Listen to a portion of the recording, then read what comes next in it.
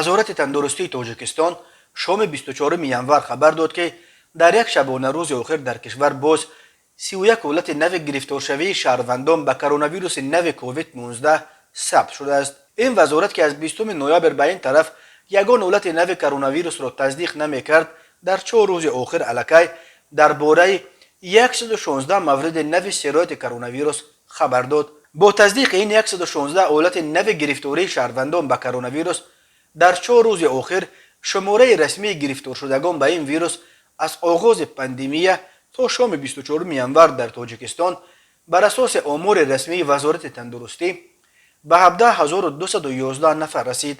وزارت تا امروز مرگ 124 نفر را به علت کرونا ویروس رسما تصدیق کرده است.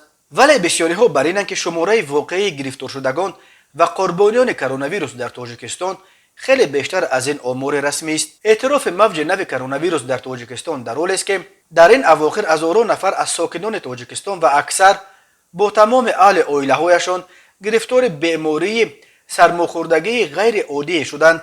طبیبان این بیماری را زکام یا گریپ مفصلی میگفتند، ولی نتیجه های تشخیص ده ها نفری که به آزمایشگاه های خصوصی مراجعت کردند نشان داد که آنها گرفتار کرونا ویروس شدند. روز 20 ینور در جلسه سالانه حکومت تاجیکستان پرزیدنت امامعلی رحمان نیز به تندی از وزارت تندرستی برای پنهان کردن معلومات واقعی درباره کرونا ویروس انتقاد کرد و از جمله خطاب به وزیر تندرستی جمال الدین عبدالله‌زاده گفت: ما که را فریب داده ایستاده‌ایم، ما خودمان را فریب داده ایستاده‌ایم.